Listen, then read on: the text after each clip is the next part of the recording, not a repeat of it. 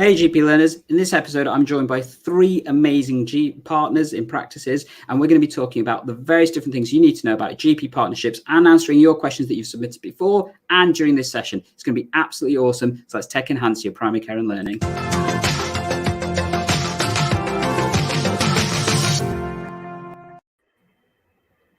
And there we go. Sorry, just forgot to bring Steph in there. Hi, GP learners, and welcome to this session. I'm really proud to be joined by three amazing partners that I've got to know over the past few weeks, and some of them I've known for a few years. Look at you, Russell. And we're going to be talking about various different parts about GP partnerships. This is something I get asked loads throughout the various different comments and chats and groups and stuff, and I thought it'd be really awesome to have this opportunity to share the knowledge from these amazing people. And we're kind of doing this as an ask us anything, ask me anything kind of style. But before we get to that, I'm going to let everybody introduce themselves. So can I start off with yourself, Russell? Yeah, hi, I'm Russell Brown. I'm a GP in Polegate in East Sussex. I've been a partner for 20 plus years. I'm also the chairman of East Sussex Local Medical Committee, and I'm the GPC rep for GPs in East and West Sussex. And you do this amazing little thing called the Brown Report as well, don't you? Which is a really useful way about stuff that's been happening and things. Yeah, basically that's a really old blog where I used to be quite outspoken, and these days I'm outspoken in other places, but I use it as a publishing place for my GPC reports mainly. Cool. So next I'm going to pass over to Steph. Steph, tell us about yourself. Hello, I'm Steph Tedstone. I'm a practice manager in Compass House in South Devon. I've worked for the practice for 5 years and been managing partner there for 3 years. I'm also a regional representative for the Institute of General Practice Managers covering Devon and Cornwall. Cool. And I believe you're also part of the Institute of General Practice. Do you want to tell us a little bit about that as well? Yeah, so the newly formed Institute of General Practice Managers has only kind of been in formation for a few months now. So it's the new body to represent practice managers, make sure that we are represented and have a voice at the table for when contracts are negotiated. And it's just about getting our profession recognised. Cool. And finally, we're joined by Tommy Perkins, who some of you may know from some of our previous streams on EGP Learning. Tell us about yourself, Tommy.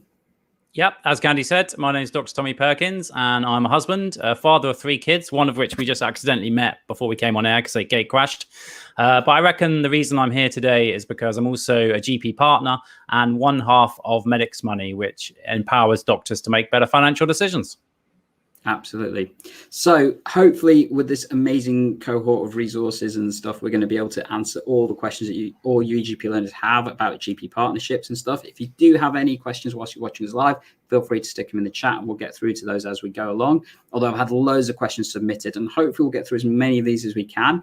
And I'm going to start off first of all with Russell, if that's all right. So tell us, Russell, what exactly is a GP partnership for those that don't know? It's the main model of providing general practice in the UK. And essentially, if you hold a GMS contract, which most practices do, at least one of the partners has to be a GP. Historically, traditionally, all of the partners were GPs, and people like Steph were the exception. Increasingly, that's changing. So essentially, what is a partnership? A partnership is an affiliation, a legal entity, which allows people to hold a contract, so allows doctors and other partners to hold a contract to provide general medical services for their patients. Cool. So you mentioned that previously it could only be GPs that could hold the contracts, and now it seems to be expanding and stuff. I mean, people liken it to other kind of businesses, like, I guess, accountancy, lawyers, that kind of stuff. Is it the same thing? Yes and no. That's a difficult question, really. I mean, legally, yes, it is. From a regulatory point of view, it's a bit different. Although technically, as a partner, I'm an independent contractor. So I'm a contract holder with the NHS to provide general medical services. However, that contract is actually quite restrictive in a way that a lot of commercial contracts aren't. So I am prohibited from providing certain other services that the NHS chooses not to provide for my patients. So I can't run a mixed economy of private and NHS work, for example. That's specifically prohibited. So although I'm technically an independent contractor, actually the restrictions of the contract mean that I work for the NHS and that's it. Okay. You mentioned general medical services. I'm aware that some people might not be aware of that particular term. Is that something you could explain in a little bit more detail for us? Yeah, sure. I mean, general medical services are basically what people experience as general practice, as patients, I mean. It basically is providing for the needs of people who are ill or think they might be ill. It's looking after people with a variety of chronic diseases. It's partly the gatekeeping role to make sure that hospitals see people that they need to see, because a lot of things, of course, and increasingly, we manage in general practice rather than referring people on.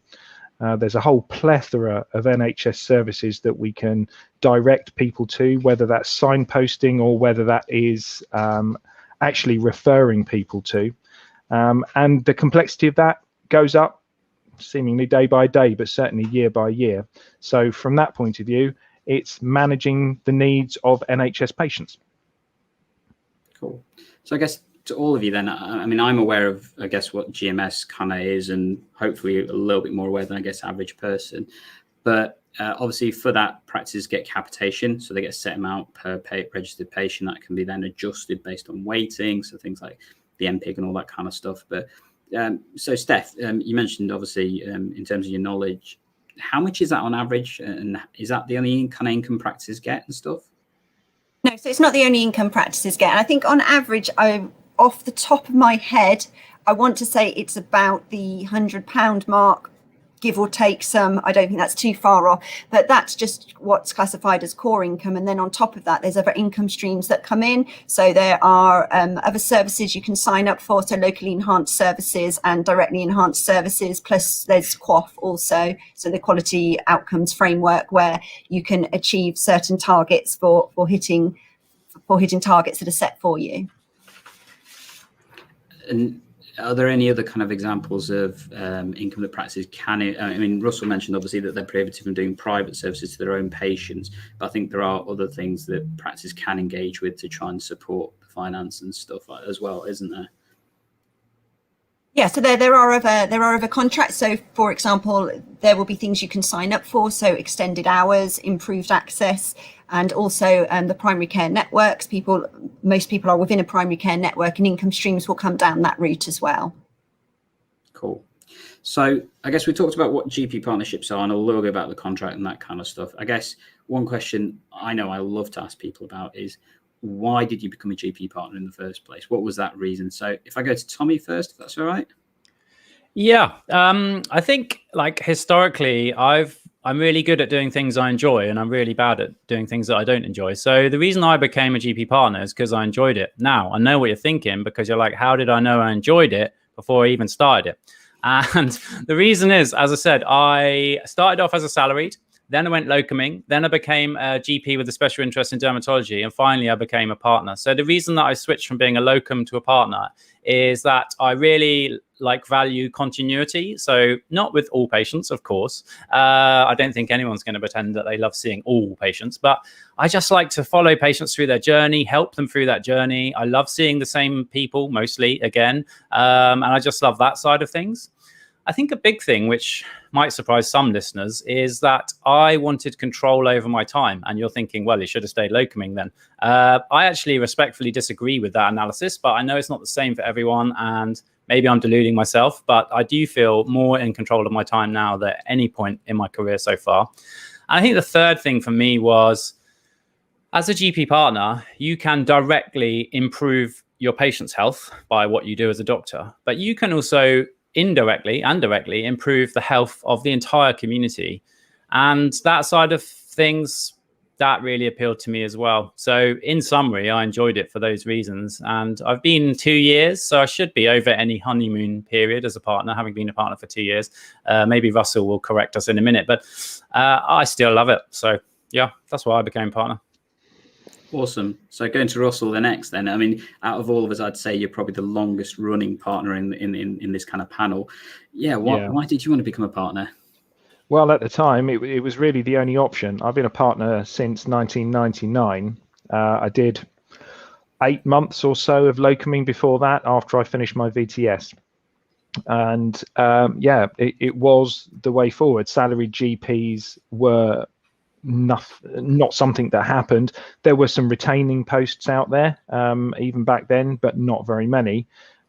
Everybody became a partner, which made life interesting at times. At the time I became a partner, there weren't a huge number of vacancies, and that was something of a challenge. But yeah, why did I become a partner? Well, if I'm honest, I did a year of medicine before I started my VTS, and I was sitting there enjoying the work, but I was thinking, do I really want to be doing this for the next 35 years? Do I really want to be coming in? Because even then, 25 years ago, I could see the direction of travel for the NHS. I could see that when I became a consultant, I'd still be doing the on-calls in the way that I was as a junior doctor. And I just didn't want to do that. Like Tommy, I saw it very much as a way of controlling my work-life balance. And that's something I've been very careful about throughout my career as a partner. I see a lot of things on Resilient GP where people are struggling with workload and the pressures that they're facing. And a large part of that can be controlled by the decisions we take as partners.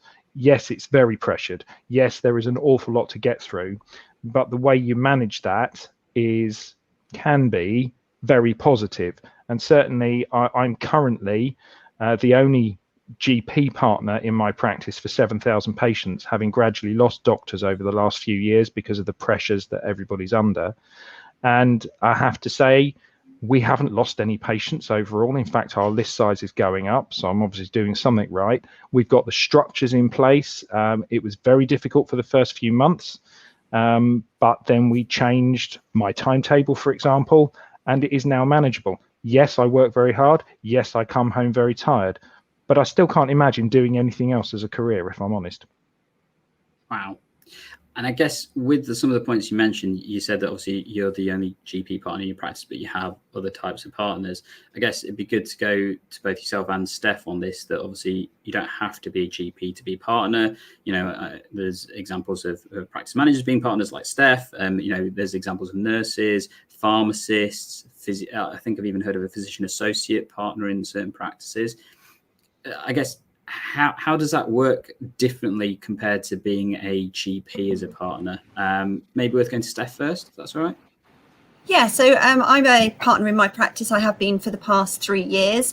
And as well as myself in my practice, there are 5 GP partners alongside me. And also we have a nurse partner as well. And we're about 13,500 patients. So, I mean, it works pretty similarly to the same way as a GP being a partner. There's lots of different models you can take, and we've got a hybrid model in our practice of partnerships. But essentially, you all are combined, you all work together as part of that decision-making process. I think the only difference being a non-GP, and it was mentioned earlier, is that I cannot be the last person standing holding the contract. There has to be a named GP on the contract, which from my point of view probably gives me a bit more protection than others, because I can't be the last person standing holding that contract. Okay. And you mentioned that kind of hybrid kind of sharing mechanism. I know for a lot of partnerships, the way they often tend to allocate the shares of a partnership, shall we say, is based on the number of sessions that partners would work and that kind of stuff. And as a GP, I know in some places they feel that's different to how other roles may work. Is that something that's ever come up? How have you kind of resolved those discussions? It'd be useful, I think, to share that if we can. Yeah, so in my practice, how it works is I'm a full equity partner with the other GP partners. So we do it on number of sessions. So in the same way they work number of sessions and have shares, I do the same. So I'm 7 sessions. And then we have a slightly hybrid model for our nurse partner that works in the practice. So theirs is more a fixed share partnership model. Okay. But in terms of contribution and attendance at meetings and voting rights, it's all equal across the board. Mm-hmm. And Russell, I mean, in particular with your GPC hat, you must have come across other examples as well. I mean, what's been your experience, and I guess your experience in practice as well? It's very variable, and I think there's some interesting ideas out there about how people do it. I do think sometimes practices and partnerships need to be a little bit cautious about how they do it. It goes back to the old salaried GP partner model, which worked for a lot of places, but actually if you look at the regulations, if you look at partnership law, it's a bit tricky. So I've got a version of Stephanie. I have Anita, who is my practice manager, who is my partner. The two of us are the only partners at the moment in the practice, and it works really well. We're both full-time, so we just divide everything equally from that point of view. There is no difference between me and Anita in terms of the workload. It's just different work. We're lucky enough that we work very well together. One of the biggest problems I see is where let's say personalities get involved in partnerships, and that can cause a lot of problems. So it's really very important that you have a partnership agreement. And I suspect that Steph and her partners have probably spoken to a specialist firm of solicitors to get something suitable drawn up. There are firms out there, Hempson's, for example, are one of the big firms. DR solicitors are another one, where they have actual specialized teams dealing with medical problems, medical issues for general practices, including things like partnership agreements. That's a real useful investment. I'd strongly advocate that people spend that money. It looks like it's eye-watering. It is watering. They charge the same as me per hour. But if you don't do it, you haven't got that safety backstop then. Partnership agreements are not there to be used on a daily basis. They're there to protect you if disagreements kick off. Okay, so I guess that leads really nicely into my next question, and you're welcome to take whichever of the ones that come to mind, but what would you say is the biggest problem as being a partner? So let's go to Tommy first, shall we? Well, yeah, so I guess we've heard things like other partners, the partnership itself, workload already, but which is the one for you? So can we go to Tommy first? Yeah, I think the biggest problem for partnerships going forward is going to be balancing what we can give patients what they need, but we might not be able to give them what they want. Okay, so your patient might want to come and see their name GP about everything from a bunion right through to do I have cancer? Okay, that is, in my view, not really realistic anymore. And I don't think it's also helpful, but the patient may want that. So I think the biggest challenge for me personally, and as our partnership, is giving patients what they need, not a problem, but giving them what they want. I think that's going to be increasingly difficult. And so separating that want from need is the really key to workload, a successful partnership, and everything, really, in my view. Okay. Russell, what's the biggest problem as a partner? It's a problem, but it's also a plus, which is the level of responsibility.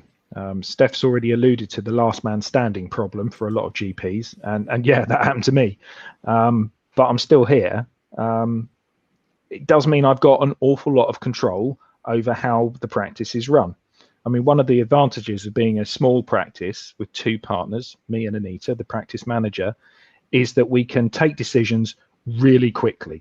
We're not having to decide things by committee, and that can be a challenge in larger practices. Getting those discussions, getting that agreement, people, GPs, fundamentally GPs are caring people. They want to do the best job they can as GPs. And that sometimes means that they're not necessarily best placed to make decisions about how a business should be run. And we are businesses.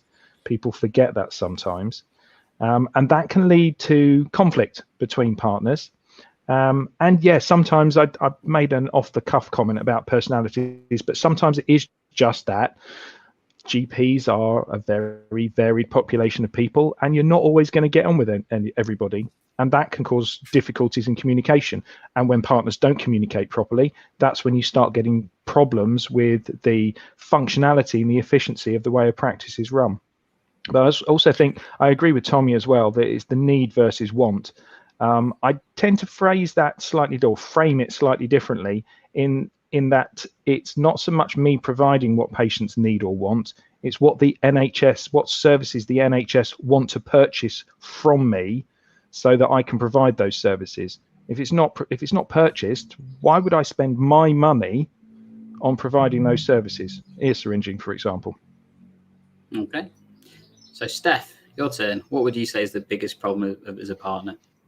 I would echo exactly what Tommy and Russell have said, both points there. I love being a partner. I love working in my practice. I'm really lucky that I've got amazing partners that I work with, and we've got some real cohesion there. And all of us are partners for a reason, in that we wanted the autonomy and we wanted to be involved in business decisions. So we've got a very strong, stable partnership. I think one of the biggest challenges is new people coming into partnership is understanding that just because you can be an absolutely amazing GP, but the skill set for being an amazing GP and a partner business partner aren't necessarily the same skill set, and it isn't for everyone.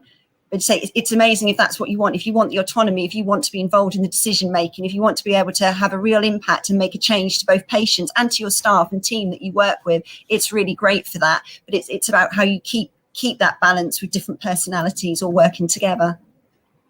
Okay. So we talked about, I guess, some of the challenges that obviously people face as partners and stuff. Going to go a little bit deeper into that before we try and bring ourselves back to a more positive place, shall we say. So all three of your partners, I guess, Monday morning, what is the worst thing from your perspective, that biggest dread that could happen to you on a Monday morning that you just know is going to, unfortunately, as a partner, not as a GP, not as a clinician, not as a practice manager, as a partner, make you think, why did I wake up? So what's your biggest dread as a partner? Let's go with Russell for this time. Staff sickness. You get to work and people then text you once you've got to work rather than half an hour earlier to say, oh, I'm not going to be able to come in today, because even though I've got systems in place and I basically just hand it over to Anita and Anita's deputy, Shirley, they just deal with all of that. In fact, I frequently get told off for trying to help. In fact, they usually do this when they use the word help. So I have to leave that to the admin team. But that's dreadful. Followed closely by discovering that nobody bought new coffee beans over the weekend. Oh, and I know that pain. For me, it's tea bags. You know, if there's no tea, I've always told my staff that if there's no tea bags when I come to work, I'm going home. So yeah, good thing there's a one-stop around the corner. Yeah. Steph, do you want to go next? Immediately what popped into my mind as soon as you said it was the staff sickness that Russell said already, because that's the kind of the biggest thing that you have to deal with. And like Russell, we've got systems in place whereby we have a great team. So most of it actually doesn't come to me. I normally get told after the issue's already been resolved. So it's good to have the processes in place from that point of view.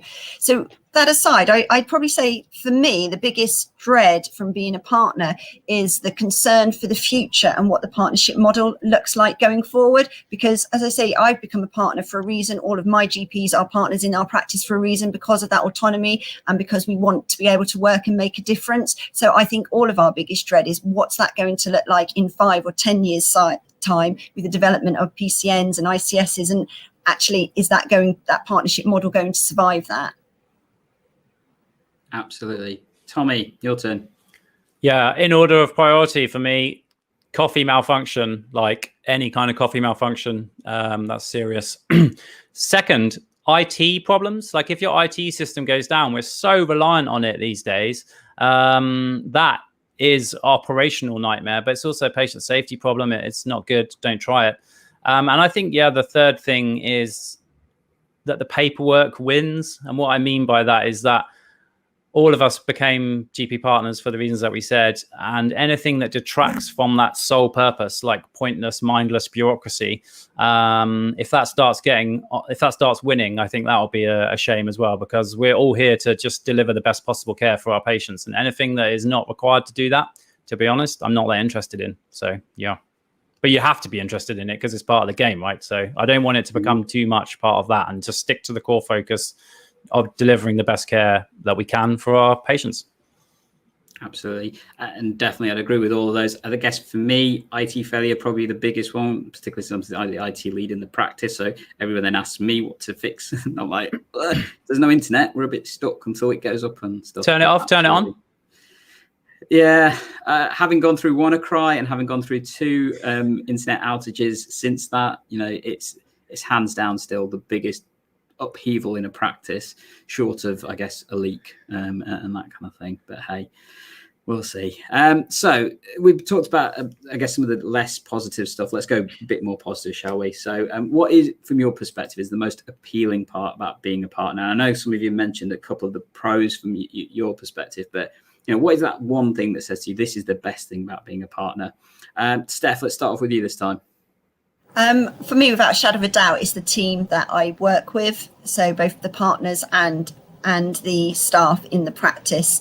I mean, I come from a very corporate background. So 5 years ago, I worked in corporate banking, and I made a very deliberate choice to leave that career and environment to come and work in a business which felt more like a community, which felt more like a family, where we were able to make decisions slickly and quickly and have that autonomy and control. So for me, it's all about the people that I work with. Okay. Russell. Yeah, I'd echo that, definitely. Developing the team, making sure that everyone is happy, making sure that everyone knows what they need to be doing, getting people to take ownership when things don't work right. That and seeing the patients, and having been here for 22 years, I'm a grandfather, if you like. I've got young ladies who now have kids, and I looked after their mums when they were pregnant. It's that continuity is just amazing, and it's something I've really missed as well. I've been on my own from a GP point of view for about 18 months. In fact, it's almost 2 years now, and I had to step right back from the clinical work so that I could manage the clinical workflow using locums and my excellent team of practitioners. They were seeing the patients. I had to step right back so I could make sure the systems were right for the blood test results, to make sure that was safe, the prescriptions were happening, all of that. And I really missed seeing and talking to patients. So that's still a big part of the job for me. Okay. And Tommy. I'm sounding a bit like a parrot here, but I do think, working with my team, the right partnership is a really supportive environment. And if you're a new GP and you're worried about going into a partnership, I would say that the right partnership is incredibly supportive, amazing place to learn and develop as a doctor. And really as well, like, we are in the business of delivering the best possible care to our patients with the resources provided. But that is a really rewarding business to be in. Like, our business is to help people and make them better. Mm-hmm. And that is a nice business to be in my view. Absolutely. So I guess that leads, again, it's like you guys know what I'm going to ask.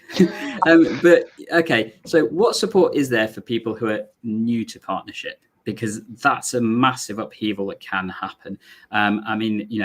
Transferring from one type of role to another is always difficult. If you went back years, a lot of people used to say you just learn on the job. And I guess I'd be keen to know Russell's experience with that, going back, from 99 and stuff. But, what support actually is out there for new partners? Can I start off with Russell, and we'll get to Steph, and then finish off with Tommy?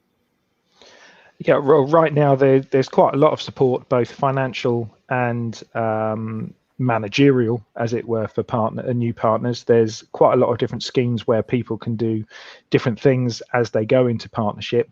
A lot of areas have their own call it golden hello arrangements as well, where there's extra funding, not necessarily to go to the new partner, but to support them in their new role. But it goes back to what Tommy was saying about, and in fact Steph as well, about having that team. It's very difficult to know if you are in the right place. And so it's important that you get somewhere where you're comfortable with everybody, and that you take your time to make sure that you are actually comfortable with people. That a lot of practices will have a 6-month mutual appraisal period. It is mutual. You do need to make sure that actually you are happy that your senior partner or the next one are going to be people that you can work with for a long time. It's often said that GP partnerships last longer than a lot of marriages, and that can be the case. But increasingly, people are voting with their feet, leaving partnerships, joining new partnerships. And actually, I think that's a positive thing, because if something's not working for you, you're just going to burn out and be unhappy. And this is a long career. The continuity is important, but you have to be able to do that. And if you're not happy somewhere, don't be shy about saying so. Now, obviously, first off, talk to your partners about it, because there might be changes. But as a new partner, you should be able to get support from probably your trainer, they can act as a mentor. A lot of areas have mentorship schemes. There are a lot of young partner groups that various places set up. They used to be run by the deaneries. I think a lot of people do those independently of themselves now. And then from a financial point of view, new partners can get money at the moment, provided they qualify for it. Now, that money technically does go into their pockets, but they can use it for a variety of things, use it whatever they like. And then there's a separate bit for training in the first few years of being a partner as well. So you can build up your experience there. It is experiential though, Gandhi, I have to say. There's an awful lot that you can't learn until you're doing it. If I'm honest, the VTS curriculum is really light on business management. Really light on business management. It focuses almost entirely on the clinical side of things. And I know there's a lot of trainers and program directors out there who do try and get some of that in there. But realistically, until you're doing the job, you're not going to know. So use your practice manager as well. Get them to show you what they're doing. Definitely agree with a few of those points there. Steph, what's your view in terms of what support there is out there for new partners? Yeah, so Russell's already covered the new to partnership scheme money that's being given out at the moment. And I think that's something like £20,000, which has to be paid back over 5 years if you don't remain a partner, so that there are quite a lot of attachments with that money. But as Russell said, again, the biggest source of support should come from your practice manager and your other partners. I mean, what I would say is that for us as a partnership, we wouldn't take a partner on if we hadn't worked for them for at least 12 months, because it is like a marriage. And for us in our practice, it very much feels that way. You know, we're kind of very committed. For us, this is where we want to be for life. So we are looking for other people with that same level of commitment. And it's very easy to go in, I think, naively or a little bit blindly.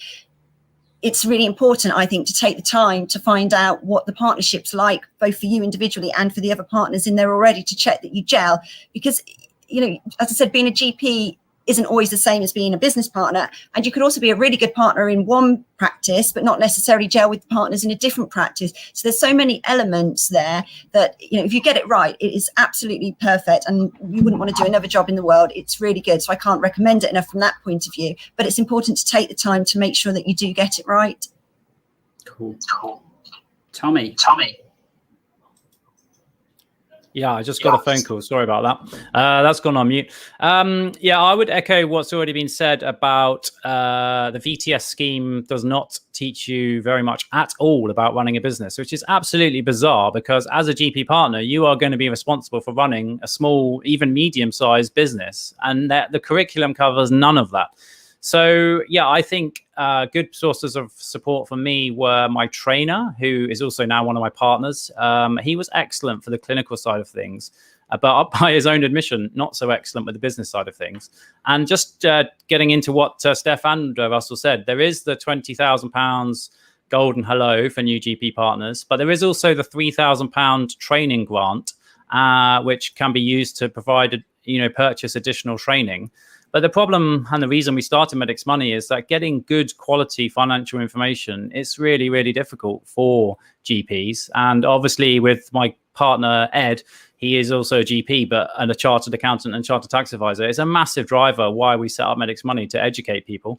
And as you know, we've launched our new to GP partnership program, but we won't talk about that too much here. But if people did want to know about that, we'll put the links down below so you can access it if you want to.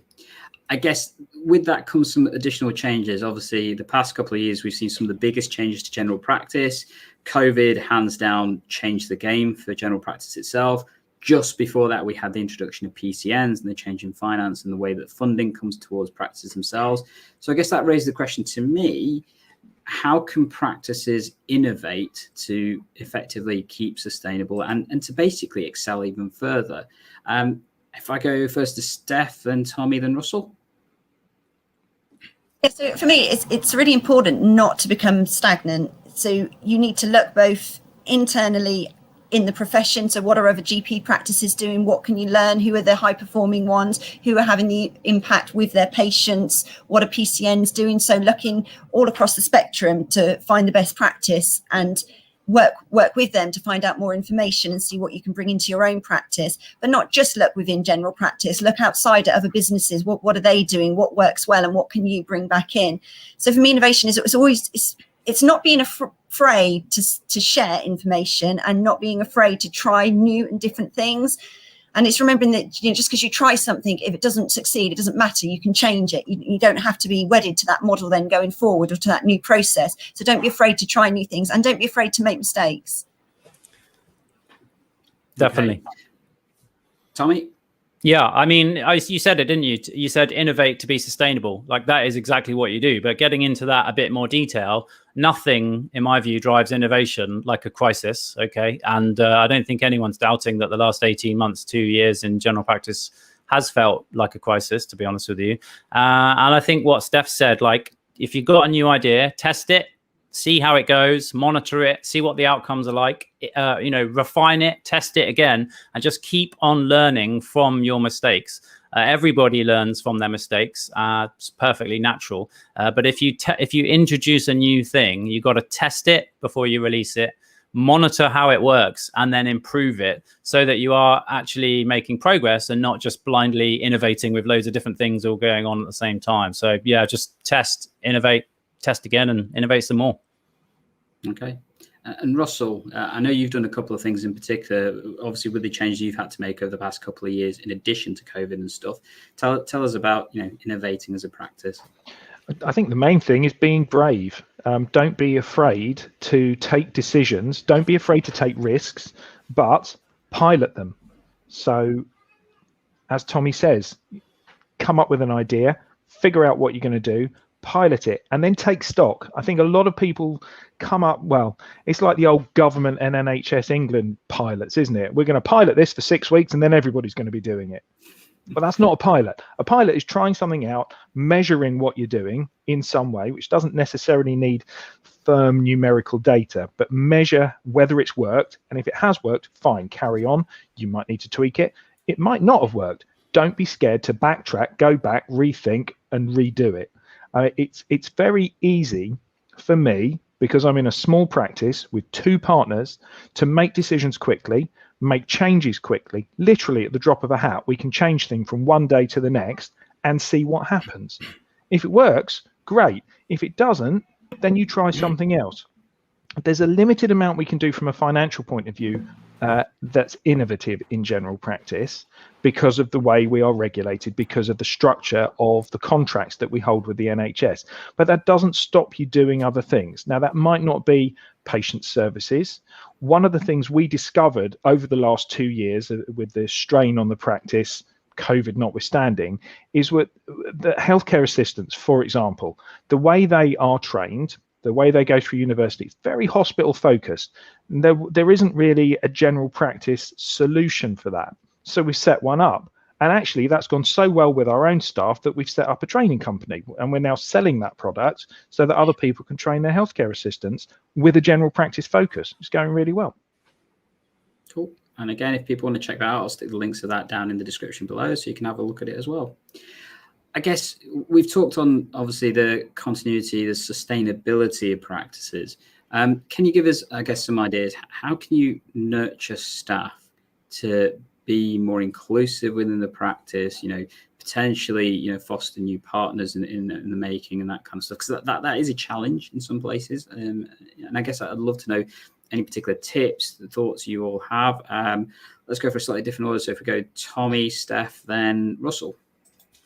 Yeah, I think this is really important, because if you can bring on and develop your own staff, I think, in my view, that's an excellent way to build your business. So for this question, I just think about when I was an F1, which I can just about remember. It was back in 2008, but don't tell anyone. When I felt nurtured and able to... Recently. Yeah, these are just part of the software, these little sort of wrinkles. I don't know what's happened there.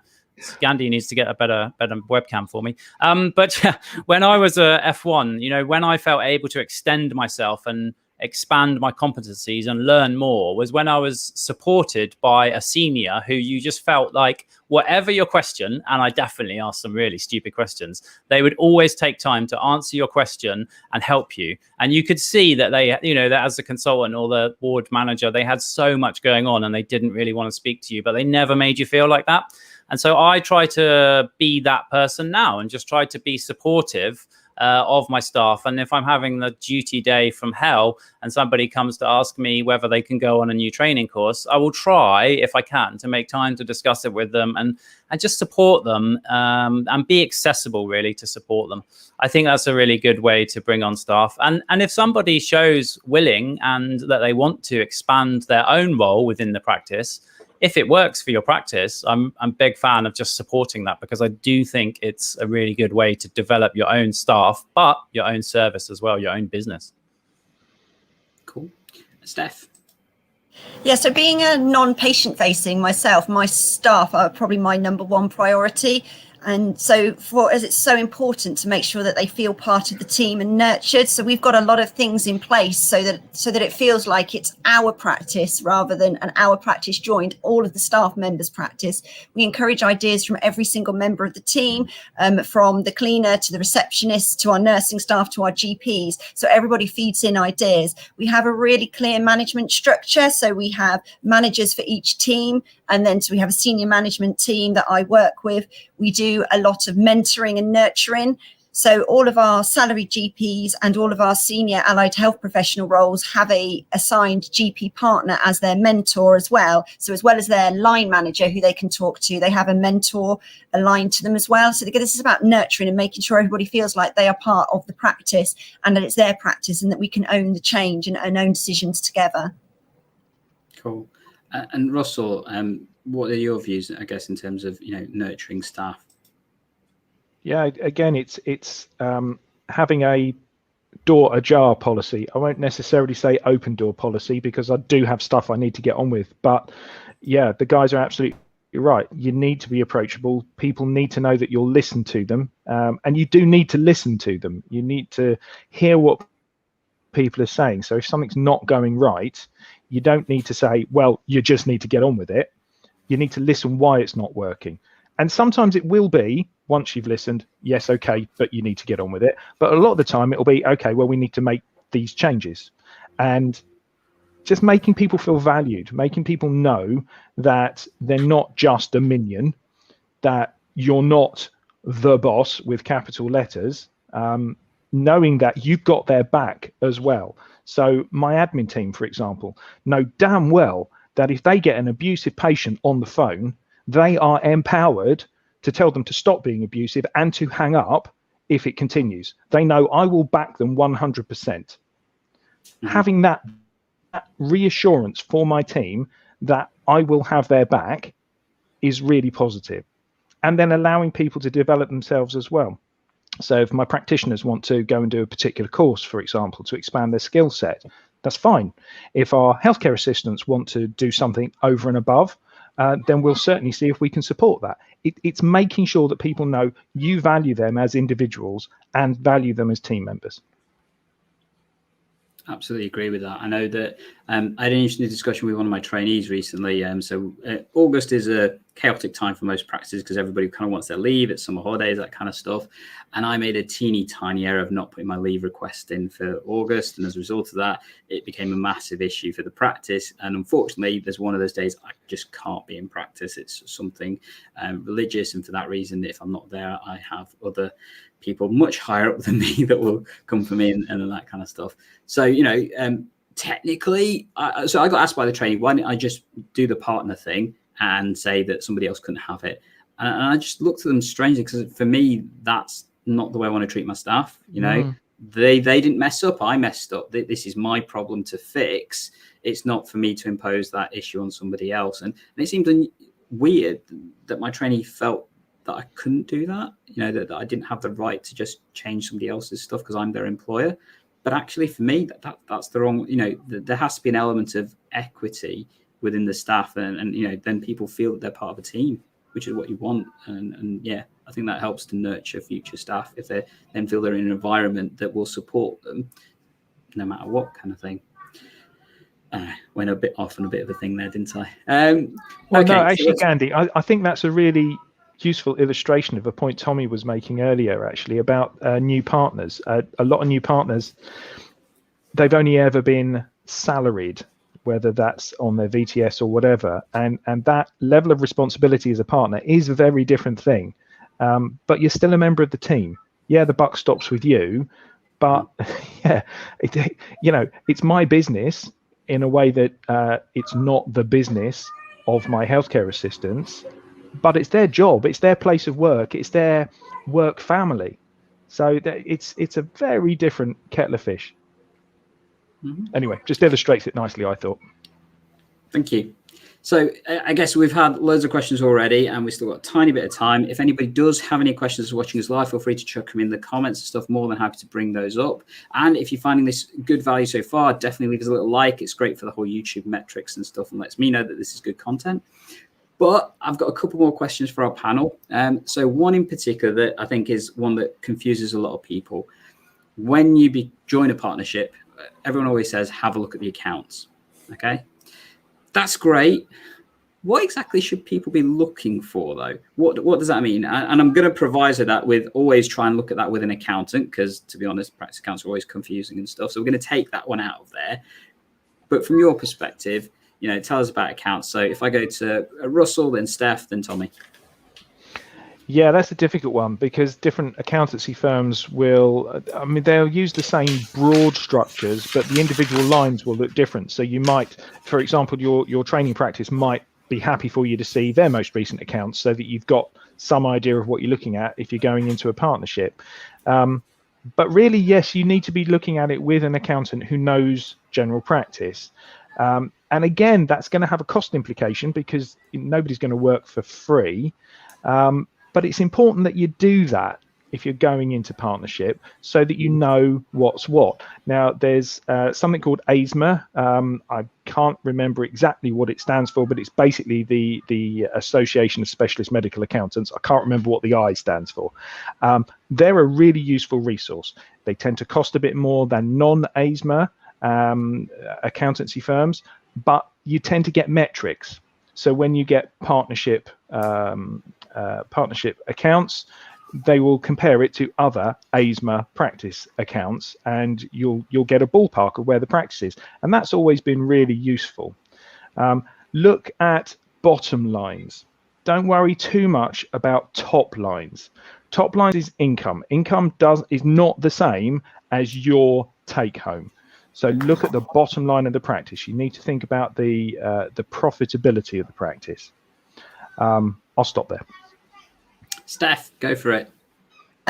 So what I would say is what you need to do is be looking at trends. So never look at 1 year in isolation. I would always say minimum of 3 years you need to look at, and there's no point looking at them by yourself. You do need the help of both the practice to talk you through them and also an accountant, because it's the narrative that sits around it that's so important. For example, you could look at 1 year versus another year, and in 1 year you might look at that bottom line profit and think, well, that's gone up this year, so that's brilliant. But actually, if you don't know that the practice took on 2 extra partners, and actually the profit that each partner took home went down, it doesn't mean anything if you haven't got the narrative around it. So it's really important to have the narrative and to look at trends.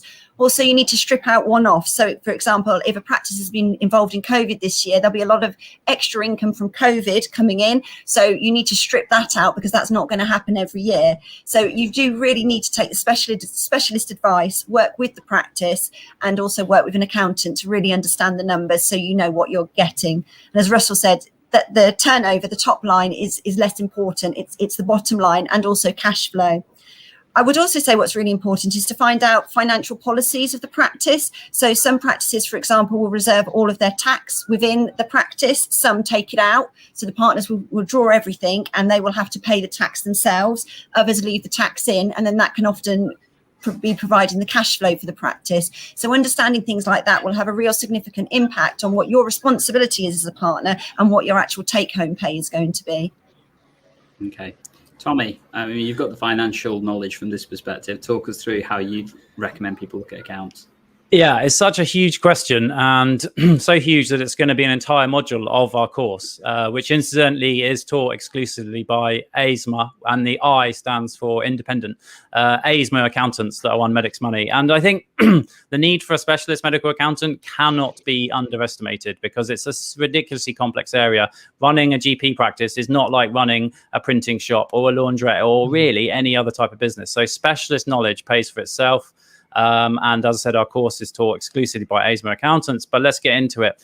I like to think about the accounts as like our patient's vital signs. So we're all used to looking at our patient's, blood pressure, pulse, cholesterol, blood tests, and we put all that information together, and it helps us sometimes to get towards the diagnosis. And the accounts are like that for your finances. So if you're looking for a financial diagnosis, the answer will probably lay within the accounts. And again, we're not taught how to look at them. It is really complicated. You do need a specialist. But I would also encourage everybody to get a handle on it themselves, because it is useful. So let's go for some real, like, using the concept of medicine, some red flags that may or may not signify trouble on a set of accounts, because we're all used to the concept of red flags. So any of these I'd consider a 2-week rule. So the first one's pretty soft, but if the accounts are finalized really late, like in January, if the March end is March and it takes them 9 months to finalize them, why? Okay, you're not going to finalize your accounts in 4 months, maybe 6 months. But if it's finalized last minute, that might indicate that there's disagreements about what's in there with the partners.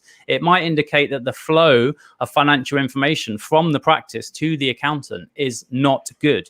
And if that flow of financial information is not good, is it because the records are not being kept, or is it another problem? So late accountants, if they're filed really late towards the end of the deadline, not so good. Brackets, I mean, nobody teaches you what brackets on a set of accounts mean, right? Essentially, brackets mean a negative number, okay? So a negative number, a loss, is not always a sign of trouble, but if there's brackets on the bottom line, that is a problem. So just if there's brackets on the accounts, have a look at them, make sure that you understand why they're there. Another thing which is super easy and everybody can do is just have a look at a list of partners from year to year. So if you've got access to 3 years worth of accounts and the partners list is changing every year, why is the turnover of partners so high? Okay, so that's like a little clue from the accounts that you can pick up. So yeah, there's so much to go through, but hopefully that's given some people something actionable. We've got a podcast on it. We've got a course on it. We've got a blog article on it. Fascinating subject.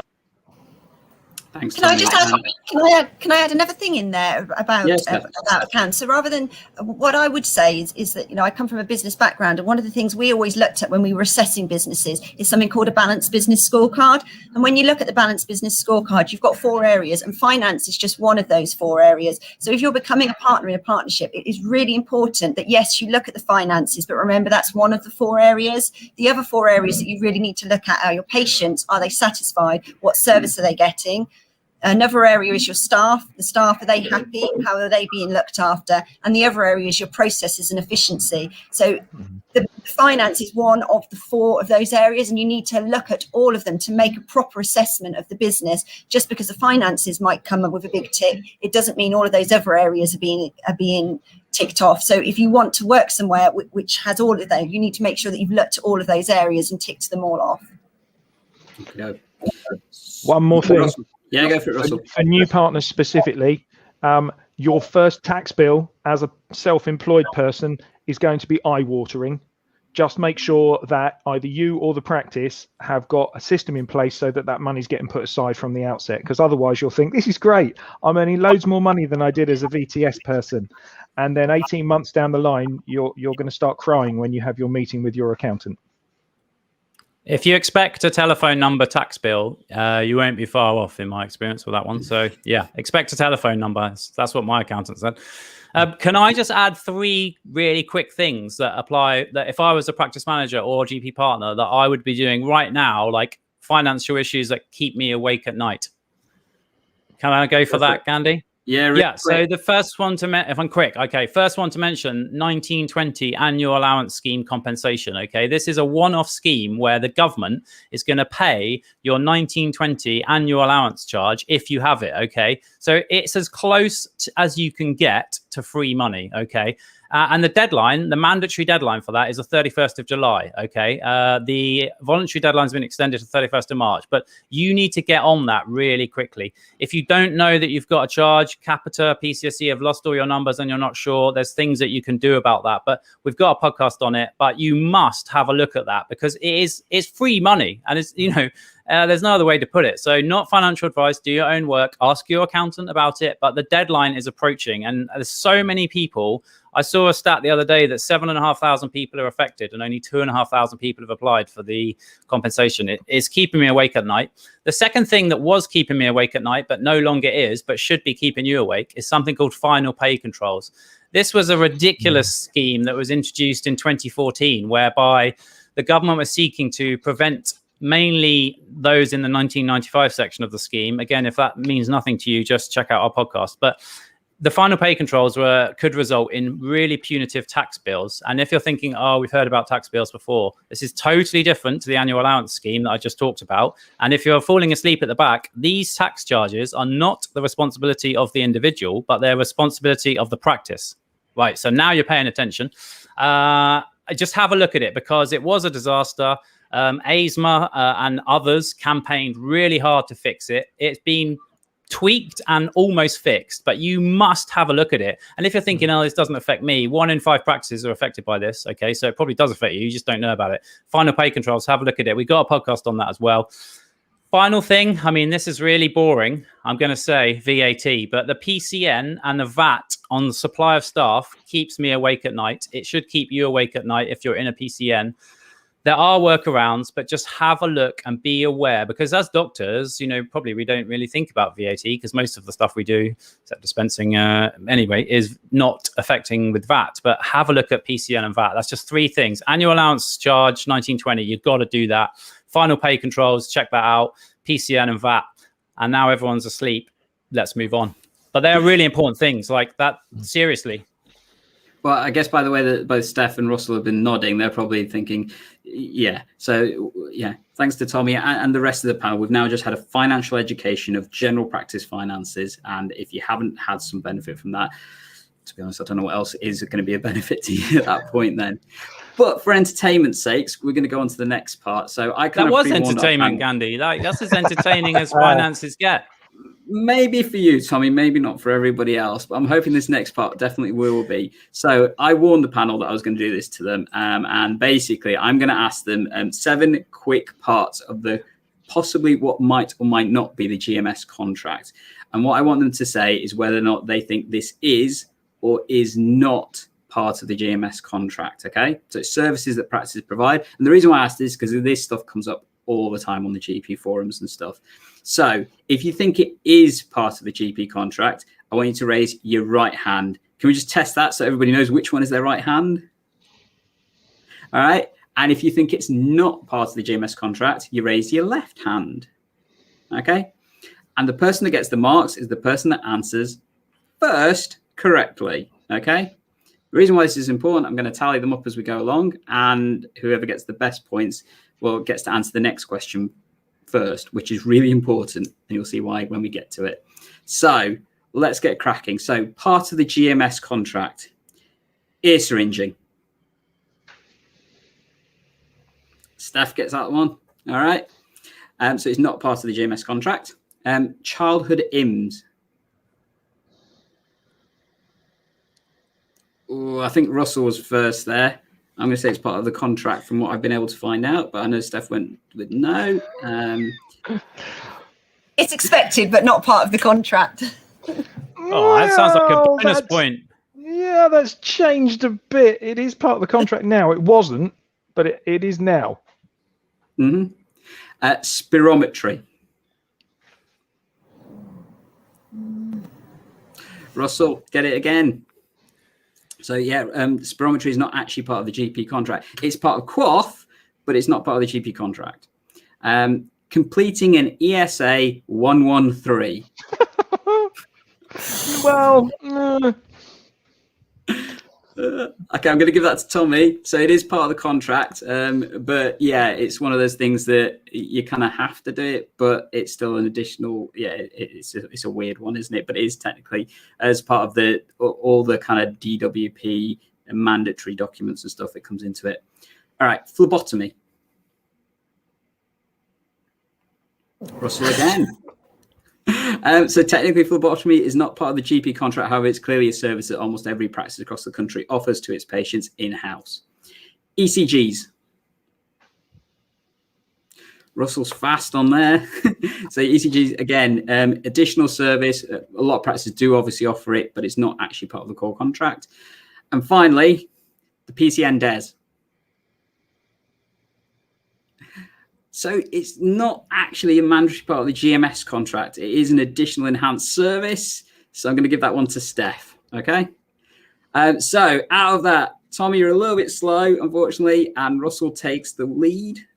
So the reason why that's important, I'm not going to ask you out of the following 4 people who you would rather choose as a GP partner. Oh, God. And I'm going to go around in order. So Russell gets the first choice, then Steph, then Tommy.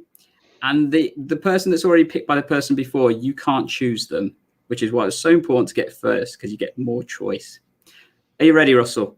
Mm-hmm. So out of the 4, who would you rather have as your GP partner? Matt Hancock, Harold Shipman, Steve Field, or Dr. Nick Riviera from The Simpsons? Nick Riviera. Okie doke. Steph, so you've got 3 left.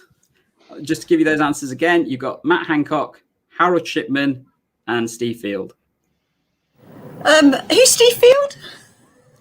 Ex-president and chair of Royal College of GPs. Yeah, I just like to say I'm not chief inspector I'm not a of CQC. GP. Oh gosh, yeah. I think I'd decline to take a partner. Agreed. I'm resigning. I've resigned. No, you don't have a choice, I'm afraid. This wasn't in the partnership agreement. Not enforceable. Not in the partnership agreement. If I had to with them, I would go with Steve Field. Okay. Tommy, that leaves you with a choice of either Matt Hancock or Harold Shipman. Oh, it's got to be Hancock, reluctantly. But I'd definitely keep my CCTV very well trained. Fair enough. And hopefully business contacts. Yeah. What? Well, you might get Think some of his amazing business contacts. contacts. Yeah. So hopefully you all found that a really useful and entertaining episode. I've been really thankful for our panel to join us and be able to answer all these amazing questions that we've had, and to basically offer hopefully some really good information and value and stuff. Absolutely. Thank you all of you for joining me today so we can go through some of this stuff. And I hope it's been useful to yourself, but as well to all of our EGP learners that are watching and stuff. As I mentioned, all the links and stuff to all the various different programs and organizations and stuff that the panel have mentioned, I'll put shortly after we finish this stream. So feel free to check that out. Definitely share it with people, because I think there's going to be loads of people that want to watch this, because to be honest, this is an education you're not going to get elsewhere. And if you are, I've not found it, apart from possibly, the new GP courses that Tommy's mentioned and stuff. And as always, if you've got any comments or questions, let us know. And we are here to help tech enhance your primary care and learning. We'll catch you in the next episode. Thank you, guys. See you later.